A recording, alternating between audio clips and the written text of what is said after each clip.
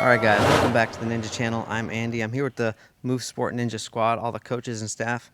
We're talking about setting up ninja courses today. So I got a lot of questions for you guys. We just came from qualifier number 2 here at Move Sport Ninja. It was an awesome turnout. The course was phenomenal.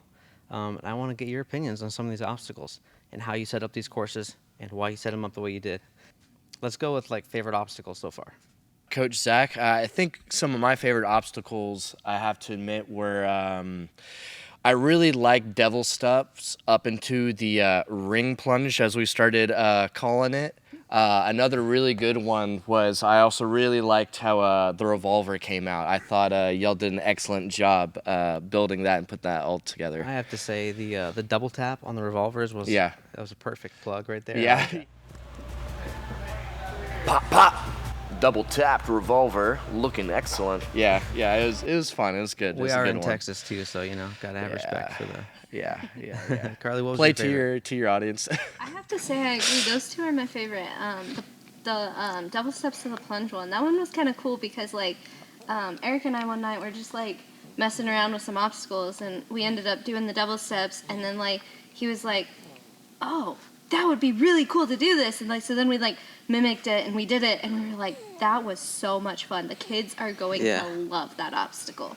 And then I just love the teamwork that went into making the revolvers, and how we all had helped in making it and designing it and how it turned out. And it's a new balance obstacle. You don't see a lot of new balance obstacles in competitions, and so we wanted something new and unique, and we got the idea from Jungle out in Florida. Shout out. Yeah. Eric, what was your fave? Probably the ring plunge and the flip hanger. Nice. I think those are pretty. I like obstacles that have a wide base of skill, and like flip hanger, like I said, some of them could use the top or only the verticals, and then some of them had to flip it before, and it kind of was. Yeah, with the ring plunge, I feel like a lot of times when we're setting these courses, we're always worried about feet dragging. Is that going to be an incidental contact? We're going to have to, mark points away. But this one, it kind of worked out to be the right obstacle. into that one on this. So the obstacle was actually not dragging your feet, which is, shout out to Jamie Ron, who's done stuff like that before. I think those kinds of courses are really cool because it changes the game. Oh, yeah. Coop, what was your fave? I like these first two upper body obstacles. They were tough obstacles Yeah. in the course, and the kids who got through them, they were just locked in, and Yeah. the course was good for them. And those are good courses where once you get through that first tough part, it's good. So, and I gotta say, last but certainly not the least, our battering rams at the end of the course. Straightforward enough, but by no means easy. A couple techniques, I saw people on there, but locking off onto that, bear hugging, and making your way across. I had a really, really fun time, announcing that part of it, that last little home stretch onto the end.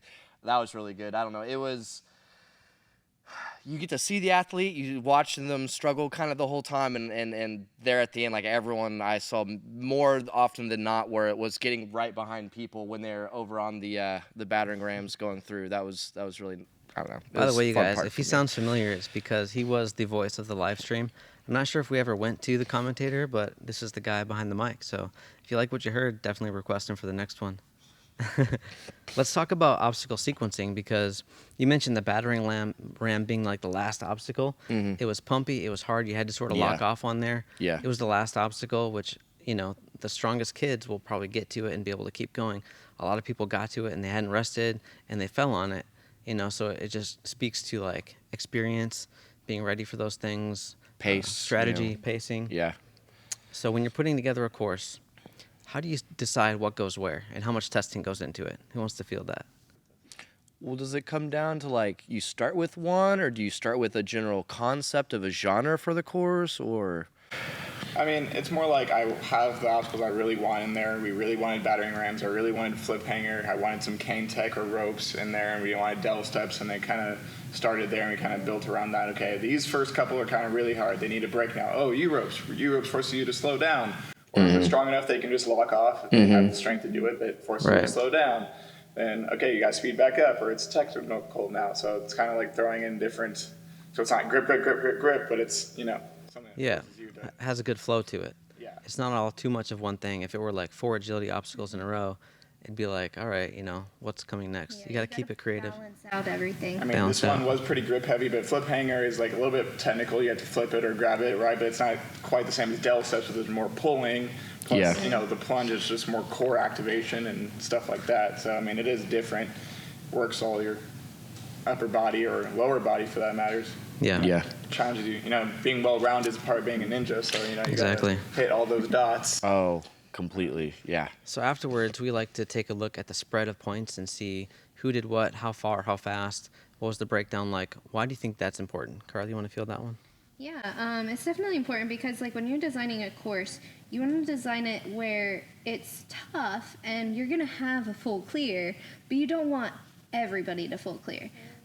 You want to design it where you have 1 to 3 full clears, and then people that are getting to that second to last obstacle, and then you want to have it where it's people are finishing, but not everybody's finishing, and so you want to keep that in mind when you're designing the courses too, because you want something that's doable but still challenging, Right. and still making the athletes work I think for that that was so full clear. perfect. Like pretty much one clear in almost every age group, and like helping coach some of the kids. It's like just like someone told me, they're like, I want to be that one clear, and that's like a really cool atmosphere in the competition where they're Definitely. like, I'm that one kid who cleared. So with UNAA, we have the benefit of allowing multiple points per obstacle. So like we have a 2-point obstacle. We had a lot of 2-point obstacles, which just kind of increased that thing. There was like a crux point.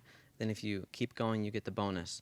And with UNAA, if you fall on the first obstacle, if you fall on the first point in that obstacle, you miss both points, right? So it's like you're out too. But if you miss the second one, it doesn't count as a fall. Cooper, as an athlete, how do you like that whole rule set? And it's good. It allows kids to really push it, and sometimes it isn't put together well where it's like, I'm just going to get the halfway, but I think they put it together well enough where it's like, that first point, I'm going to get that, but then I want to be the one who gets through the rest of it. Yeah. It was good. And that's what it ended up coming down to in some of the age groups where it's like, second place, they got halfway on the last obstacle, but first place, they were able to push it a little bit. Yeah, further than just a little everybody bit. else and get through it. Right on. I think it also helps when you're like first-time competitors, your first year competing, you're not going to get just 0 points. I Right. think it kind of helps, like you're not walking away with no points. I mean, Yeah. first year it's always going to be kind of rough if you're coming to a competition, but this way, like, okay, I still got halfway on a lot of them. I couldn't quite catch the flip hanger, but I touched it, and I still got, some recognition for building my swing and getting there. I think that goes a long way, even like especially with the younger age groups, that they still got to earn some points. They're not. Oh, walking I away think with. it'd be completely disheartening. You show up, you get to try one obstacle, you miss it, and then you're out. Totally. Like, So It I is think rough, halfway yes. points like allow you to like, okay, well, like I said, you're starting out and that's okay. They were not full clearing or courses yet, but like, you still got to, have something to show for it a little bit. That was my first competition, got 0 points. yeah. It's good. We set up well enough to where we have some kids competing for the very first time, and they get through at least half the course, like half of Yeah. most of the obstacles, and it's like it's good for them to know what they need to work on and not just be discouraged because of the number that's on the sheet. Right. And as far as like the culture goes, it's like nobody finishes a course and they're just like head down, defeated. Everybody's laughing, having a good time, throwing high fives. A lot of kids finished this course, and regardless of how they did, they had a good time. And I think that speaks volumes. Yeah. Halfway points going to that spread we were talking about earlier, right? So you have, this much, it helps create that spread a little bit. 100%. Right? Yeah. Picking up the first point should, maybe reflect fundamental stuff every once in a while, but getting all the way through is experience, athleticism, and just, the rest. Grit, the rest of it. determination. Yep. The rest of what makes a great Or you athlete. just So. didn't take enough rest, who knows? Yeah. No, you're right. We were talking about pacing earlier, coming back down to the batting rams, so. Like pretty much everyone during redemption time got the obstacles, True. right? Yeah. So, Yeah. They ended up completing it. Yeah. It's just a matter of, oh, my hand slipped there, or, So we always roll out some new stuff during a competition. Do you guys have anything in store for us for regionals? April 13th, we're hosting regionals. Any teasers? Anything you guys are flirting with at the moment? We're going huge. Huge. Get ready for it. Big. weird moves. Big moves. Fun moves. Weird moves. Rip. Yeah, if you Lots guys, of new things. So. if you ready couldn't tell, for we it. take a little bit of weird excitement in this part of the planning. So, stand by for an awesome regionals course. And thank you guys for joining us today, and we'll see you in the next one. Thank y'all.